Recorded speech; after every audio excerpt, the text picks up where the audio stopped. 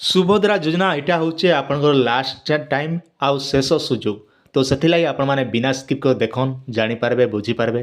ଯଦି ଆପଣମାନେ ବାହାର ରାଜ୍ୟରେ ରହୁଛନ୍ ନିଜର ପରିବାରକେ ପାଳନ ପୋଷଣ କରବା ଲାଗି କିଏ ଚେନ୍ନାଇ ଯାଇଛେ କିଏ ବେଙ୍ଗଲୋର ଯାଇଛେ ଯାର ଯେନ୍ତା ଆଜ୍ଞା ନିଜର ପରିବାର ପୋଷବା ଲାଗି ତ ସେଥିରେ ସେ ମାଆମାନଙ୍କ ଲାଗି ବି ଏଇଟା ସୁବର୍ଣ୍ଣ ସୁଯୋଗ ଅଛି ଆପଣକେ ମାର୍ଚ୍ଚ ମାସ 7 ତାରିଖ ଭିତରେ ଆପଣକେ ଆବେଦନ କରବାକୁ ପଡ଼ବା ସୁଭଦ୍ରା ଯୋଜନା। ଆର୍ ମାର୍ଚ୍ଚ ମାସର 8 ତାରିଖ ସୁଦ୍ଧା ଯେନ୍ଟାକି ଦ୍ୱିତୀୟ କିସ୍ତି ପଇସା ପଡ଼ବା ଯେନ୍ଟାକି ଉପମୁଖ୍ୟମନ୍ତ୍ରୀ ଆଜି କହିଛନ୍।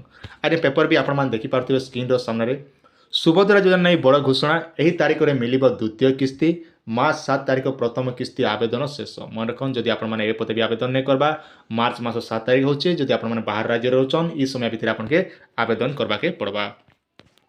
ସୁଭଦ୍ରା ଯୋଜନା ନେଇ ବଡ଼ ଅପଡେଟ୍ ମାର୍ଚ୍ଚ 7 ତାରିଖରେ ସୁଭଦ୍ରା ଯୋଜନା ଡେଡଲାଇନ୍ ବୋଲି ବଡ଼ ଘୋଷଣା କରିଛନ୍ତି ଉପମୁଖ୍ୟମନ୍ତ୍ରୀ ପ୍ରଭାତୀ ପରିଡ଼ା। 2025 ମସିହା ମାର୍ଚ୍ଚ 7 ତାରିଖ ସୁଭଦ୍ରା ଯୋଜନା ଆବେଦନ ଶେଷ ତାରିଖ ରହିଛି।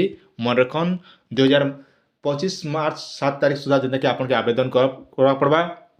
আর সে ভিতরু দেখুন 80,46,000 লোককে যেটাকি সুভদ্রা টঙ্কা পয়সা মিলি সারলা না 1,46,00,000 মহিলাকে যেটাকি বর্তমান সুদ্ধা যোজনার পঞ্জীকরণ করছেন আজ্ঞা। মার্চ 8 তারিখ মহিলা দিবসে দ্বিতীয় পর্যায়ে সুভদ্রা টঙ্কা মিলবা আজ্ঞা। মনে রাখুন মার্চ মাসর 8 তারিখ সুদ্ধা আপনাকে 8 তারিখ দিন যেটাকি সুভদ্রা যোজনার দ্বিতীয় কিস্তি মিলবা। প্রথম কিস্তি আমার সবু যেতে রয়েছেন সমস্ত সরলা পরে দ্বিতীয় কিস্তির আপনাকে পয়সাটা মিলবা। তেণু বর্তমান 7 তারিখ সুভদ্রা যোজনা প্রথম কিস্তি শেষ তারিখ এই নিয়ে সূচনা দেলে উপমুখ্যমନ୍ତ୍ରୀ প্রভাতী ପରିଡ଼ା। ତେବେ ହିତାଧିକାରୀଙ୍କୁ ମାର୍ଚ୍ଚ 8 ତାରିଖରେ ସୁଭଦ୍ରାର ଦ୍ୱିତୀୟ କିସ୍ତି ଟଙ୍କା ମିଳିବ କିନ୍ତୁ ସମସ୍ତ ମହିଳାଙ୍କୁ ଏକାଥରେ ଟଙ୍କା ମିଳିବ ନାହିଁ ପର୍ଯ୍ୟାୟକ୍ରମେ ଟଙ୍କା ମିଳିବ। ମନେ ରଖନ୍ ଆପଣଙ୍କୁ ଏକୁଟେ ଥରେ ପଇସା ନେଇ ମିଳେ ଆପଣ ପର୍ଯ୍ୟାୟ କିସ୍ତି କିସ୍ତି ହିସାବରେ ଯେନ୍ଟାକି ସୁଭଦ୍ରା ଯୋଜନାର ଯେନ୍ ପଇସା ଆପଣକେ ମିଳିବା ଯେନ୍ତା ଏଇ ଟାଇମ୍ରେ ଯେନ୍ତା ମିଳୁଛେ সেই ଟାଇପ୍ର ମିଲା ବୋଲି କୁହାଯାଉଛି। ତେବେ ଟଙ୍କାକୁ ନେଇ ବ୍ୟସ୍ତ କିମ୍ବା ବ୍ୟାଙ୍କଙ୍କର ଭିଡ଼ ଲଗାନ୍ତୁ ନାହିଁ ବୋଲି ଉପମୁଖ୍ୟମନ୍ତ୍ରୀ କହିଛନ୍ତି। ସୁଭଦ୍ରା ଯୋଜନାର ପ୍ରଥମ କିସ୍ତିର ତୃତୀୟ ପର୍ଯ୍ୟାୟ ଟଙ୍କା ହିତାଧିକାରୀଙ୍କୁ ଦିଆଯାଇଛି କିନ୍ତୁ ଏଥିରୁ ଅନେକ ବାଦ ପଡ଼ିଛନ୍ତି। ତେବେ ଏହି ହିତାଧିକାରୀଙ୍କୁ ବ୍ୟସ୍ତ ନ ହେବା ପାଇଁ ପରାମର୍ଶ ଦେଇଛନ୍ତି ପ୍ରଭାତୀ ପରିଡ଼ା।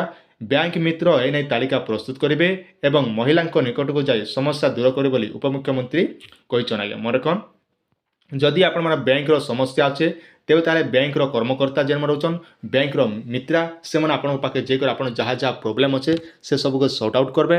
ଆଉ ରହିଲା ଦେଖୁନ୍ ଆପଣଙ୍କର ପଞ୍ଚାୟତର VW ଆଜ୍ଞା ଅଙ୍ଗନବାଡ଼ି କର୍ମୀର ମା ମାନେ ଆଉ ତାର ସହିତ ଗଲା ଆପଣଙ୍କର VW ଆଜ୍ଞା ତାପରେ ରହିଲା ଆପଣଙ୍କ RA ଆଜ୍ଞା ଯେନ୍ଟାକି ଆପଣଙ୍କର ସବୁ ରିଭେରିଫାଏ କରିବେ ଯେନ୍ଟାକି ଯେନ୍ମାନେ କେନ୍ମାନେ ଯୋଗ୍ୟ ଅଛନ୍ କେନ୍ମାନେ ଚାରିଚକିଆ ଅଛେ ସେ ସବୁ ଡିଟେଲ୍କେ ଯାଞ୍ଚ କରି ଆପଣଙ୍କ ସୁଭଦ୍ରା ଟଙ୍କାର ପଇସା ପଠାବେ। ତ ସେଥିଲାଗି ଆପଣମାନେ କୌଣସି କାମ କରବା ଦରକାର ନାହିଁ ଆପଣମାନେ କେବଳ DBTଟା ଆକ୍ଟିଭ୍ କରିଥାନ୍ ଡାଇରେକ୍ଟ ବେନିଫିଟ୍ ଟୁ ଟ୍ରାନ୍ସଫର ଯେନ୍ଟାକି ଆପଣ ଏୟାରଟେଲ୍ ପେମେଣ୍ଟ ବ୍ୟାଙ୍କରେ ଖୋଲି ପାରବେ ନଚେତ୍ ବାଇ ପୋଷ୍ଟରେ ଆପଣମାନେ ଇଣ୍ଡିଆନ୍ ପୋଷ୍ଟ ପେମେଣ୍ଟ ବ୍ୟାଙ୍କରେ ଆକାଉଣ୍ଟ ଖୋଲି ପାରବେ ନଚେତ୍ ଆପଣମାନେ ଇଣ୍ଡସ୍ଇଣ୍ଡ ବ୍ୟାଙ୍କର ଯେନ୍ଟାକି ଖାତାଟେ ଖୋଲି ପାରବେ ଯେନ୍ଟାକି 2 ମିନିଟ୍ ଭିତରେ ଆପଣଙ୍କର 24 ଘଣ୍ଟା ଭିତରେ ଆପଣଙ୍କର DBTଟା ଆକ୍ଟିଭ୍ ହେବା। এই କାମଟେ କରିଦିଅନ୍। ଯଦି ଆପଣ ଅଲଗା ବ୍ୟାଙ୍କରେ ଖାତା ଅଛି ସେ ବ୍ୟାଙ୍କରେ ଆପଣମାନେ KYC ଠିକ୍ କରନ୍ ଏତିକି ଖାଲି କରିଥନ୍ ବାକି ଆର୍ କୌଣସି କରବା ଦରକାର ନାହିଁ ନା ଆର୍ ଅନଲାଇନ୍ରେ ତାର କୌଣସି ସମସ୍ୟାର ସମାଧାନ ନାହିଁ ନା ଯେନ୍ଟାକି ଆପଣ ଯେତେ ଅନଲାଇନ୍ କମ୍ପ୍ଲେନ୍ କଲେ ବି ତାର କମ୍ପ୍ଲେନ୍ର କୌଣସି ରିପ୍ଲାଏ ନେଇ ଆସିପାରୁଛେ ତ ସେଥିଲାଗି ଆପଣମାନେ ଟିକେ ଧ୍ୟାନ ଦେଇକରି ରହିବାକୁ ପଡ଼ବା। ତ ଆଶା କରୁଛେ ଆପଣମାନେ ସବୁ ଡାଉଟ୍ଟା କ୍ଲିୟର ହେଇଯାଇଥିବା ଏଥିଲାଗି ହେଲେ ଆପଣମାନେ ନିହାତି ନିଜର ଆକାଉଣ୍ଟ ମାନେ ସଚଳ ହିସାବରେ ରଖିଥନ୍ ପଇସା ପତ୍ର ଟିକେ ଆକାଉଣ୍ଟର ଟିକେ ମଝି ମଝିରେ ଟ୍ରାଞ୍ଜାକ୍ସନ୍ କରନ୍ ନେହେଲେ ଆପଣଙ୍କର ଆକାଉଣ୍ଟ ବି ହୁଏତ ବନ୍ଦ ହେଇପାରେ। ভিডিও যদি ভাল লাগিଥିବା ନିହାତି ଚ୍ୟାନେଲ ସବସ୍କ୍ରାଇବ୍ କରନ୍ତୁ ଯାହା ବି ଲେଟେଷ୍ଟ ନ୍ୟୁଜ୍ ଆସିବା ଆମେ ଆପଣଙ୍କ ଭିଡ଼ିଓ ମାଧ୍ୟମରେ ଜଣାଉ ଯାଦ୍ୱାରା କି ଆପଣମାନେ ସବୁ କିଛି ଘରେ ବସିକରି ଜାଣିପାରିବେ।